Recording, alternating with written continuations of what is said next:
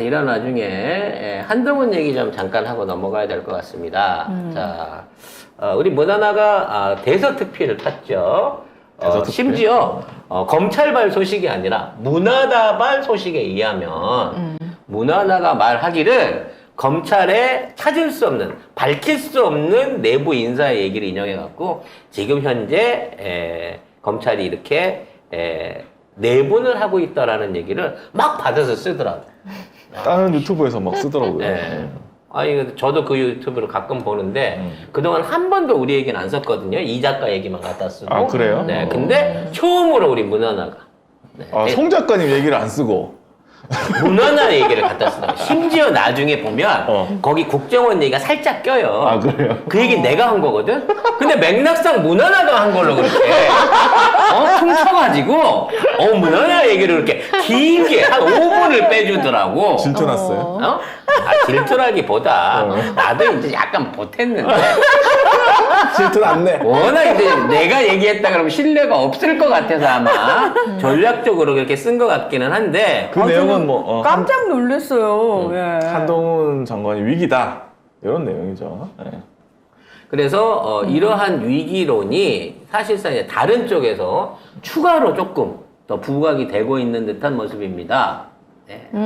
일단 내부 검찰 게시판에서 난리가 났다죠? 네, 검찰 내부 통신망에 그 한동훈의 불손한 국회 답변 태도를 비판하는 글이 올라왔는데요. 시작됐구나. 뭐 꼭 국민을 상대로 말장난하는 걸로 느꼈다. 이런 말이 있었고, 또 말의 앞뒤가 전혀 맞지 않고 너무 이해가 안 되는 부분이 정말로 많았다. 마치 중요한 국정을 아이들끼리 게임을 하거나 장난을 치듯이 말하는 것 같다는 생각이 들었다. 이런 내용입니다. 마지막 말은 내가 할 거야. 마지막 말만 내가 하면 돼. 마지막 댓글만 내가 달면 이기는 거야. 이거 똑같은 거잖아요.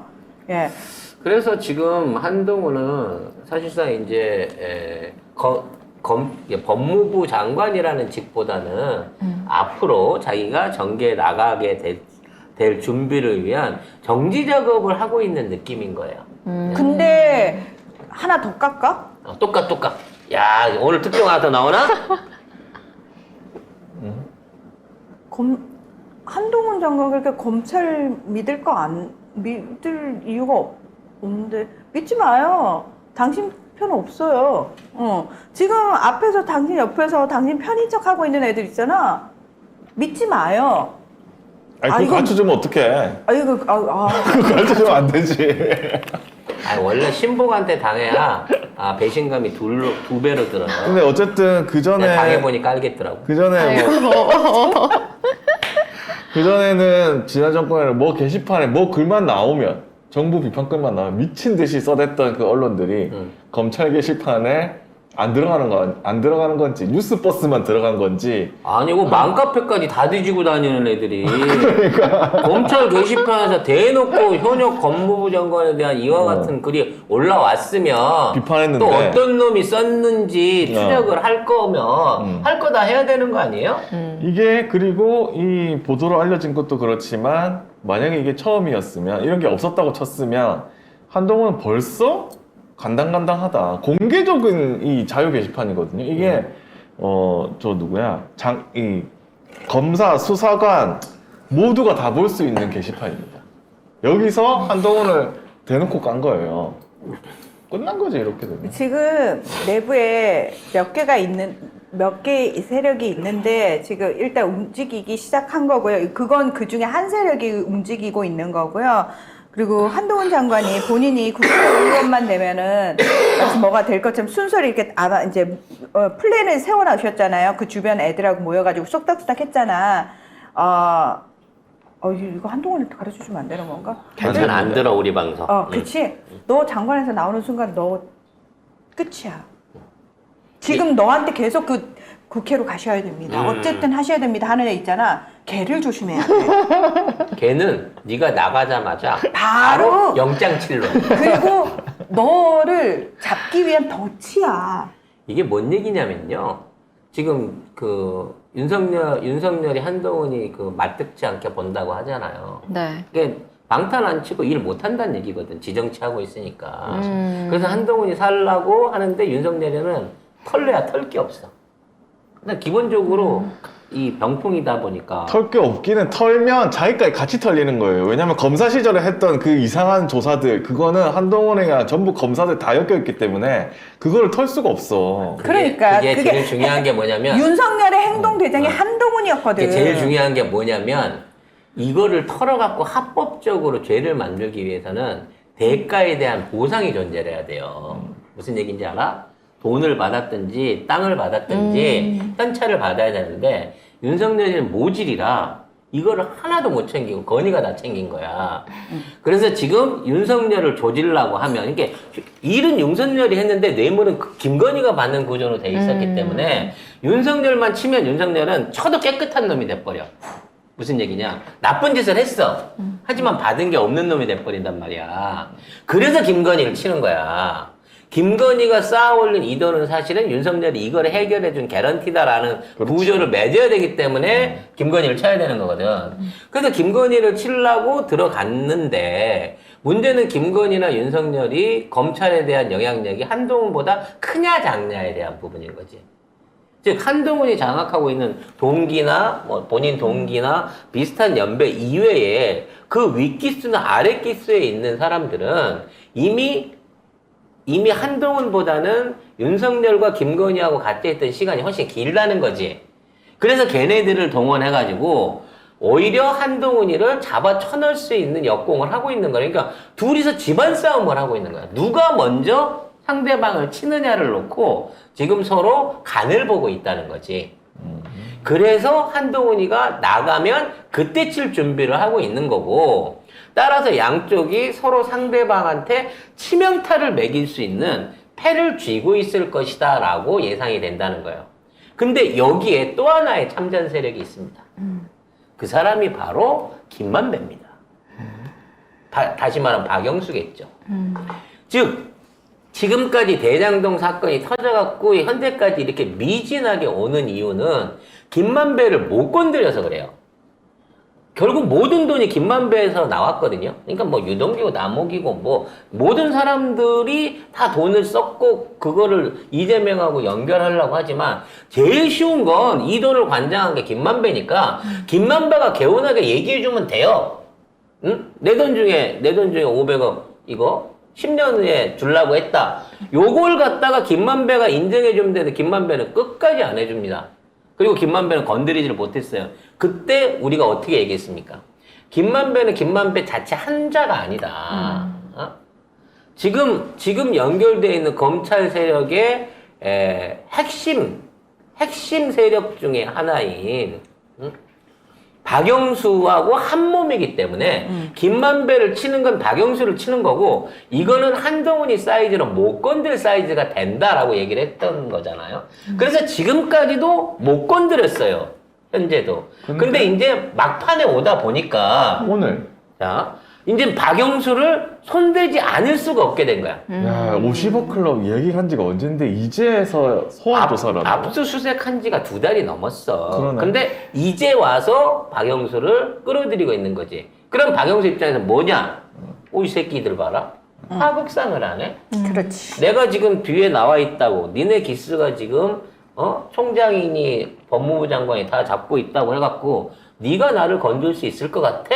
라고 하면서 이 사람이 반한동훈 세력에 들어갈 수 있다는 거예요. 그렇게 되면 어떻게 된다? 한 방에 한동훈이가 간다는 거지. 한동훈은 한 방에 갈 수밖에 없는 게 경과 관련해가지고 행동대장을 본인이 했고 본인의 손을 거쳤어요. 그러니까 본인이 연루가 안 된 게 없어요.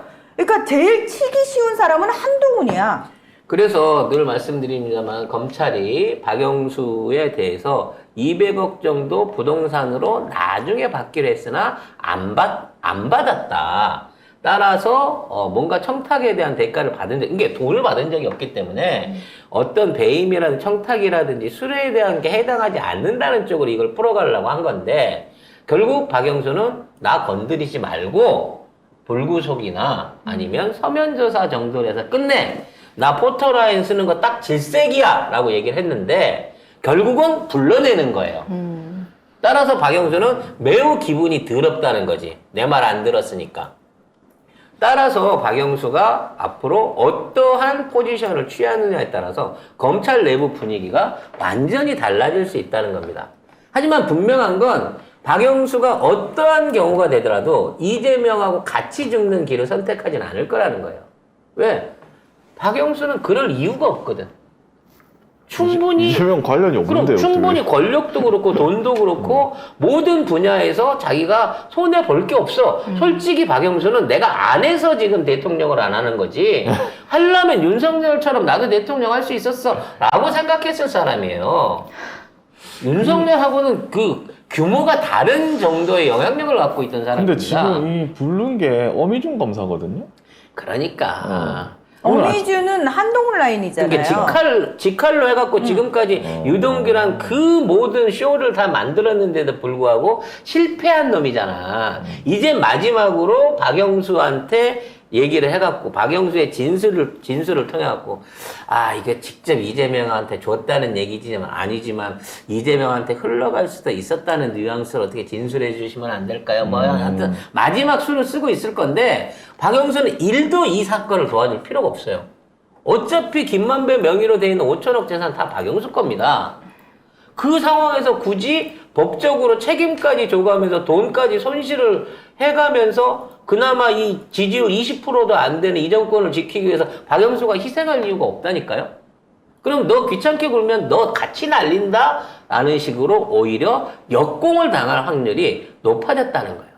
그래서 그런 기사들이 계속 나오고 있어요. 오마이뉴스에도 한동훈 검찰 이재명 수사 다급해졌다라고 하면서 지금 뭔가 안 돌아가고 있는 상황에 대해서 윤석열도 한동훈한테 불만이 많아지고 정치권에서도 이거 뭐 되는 거냐 안 되는 거냐 검찰 쪽에서도 이거 기소도 못할 것 같은데 이런 분위기가 있다고 합니다. 뭐 결론적으로 그렇게 되면 망신만 떤 꼴 되는 거고요. 저 이렇게 되면은 검찰 내부에서도 야 누가 책임질 거야? 어미주는 버리는 카드네 이렇게 되는 거지. 왜? 어미준뿐만 아니지. 무능한 거니까. 한동훈까지 같이 버리게 되는 거지. 그쪽 라인은 다 그쪽 라인은 지금 무능함으로 찍힌 거예요. 따라서 특수통 여기 동원된 검사가 뭐 160명이지 않습니까? 확인된 것만 얘네들은 이제 다 옷 벗어야 되는 거예요 결과적으로. 자 그래서 가면 갈수록 이제 한동훈의 위기다. 그리고 이 기사에는 최근 윤석열 대통령이 검찰의 수사력과 관련해 한동훈 법무부 장관을 질책했다는 소문이 돌고 있습니다. 검찰이 이 대표 관련, 이재명 대표 관련 의혹을 버려만 놓고 제대로 마무리를 짓지 못하는 것을 나무랬다는 겁니다.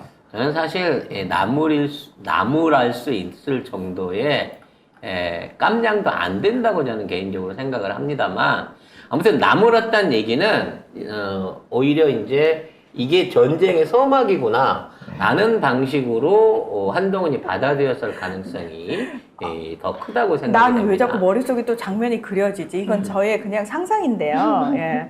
한동훈이가 욕을 사석에서 찍고 다니는 거를 경기에 들어간 거야. 경이 이 새끼가 쳐 돌았나 이씨 간이 배 밖에 나서 야 이 새끼야 야 한동훈이 너 뒤질래? 이러면서 너 이 새끼 네가 제대로 한 게 뭐 있어 이 새끼야 니 니 이재명 잡아 넣었어 니 지금까지 수사를 한 지가 얼만데 니 능력도 없는 게 지금 어디다 대고 니 똑바로 해 니 분수 알고 어디서 기어오르려고 이 새끼야 시킨 일이나 똑바로 해 이 새끼야 이런 장면들이 그려지지 않았어요. 이걸 질책했다. 그렇게 이렇게, 말하지 않았을까 하는 뇌피셜. 저의 뇌피셜입니다. 그렇죠. 네, 윤석열이가 조곤조곤하게 아유 우리 동훈이가 그랬어요. 그럴 리가 없죠. 네, 그럴 질책! 리가 없죠. 이렇게 하지 이렇게 할 놈이 아니라는 아니잖아요. 거죠. 네. 한동훈 집에 가서 가발 던졌겠네요. 열받아서 뚜껑을 먼저 던졌을 걸로 내가 생각합니다. 저런 이러면서 저런 놈한테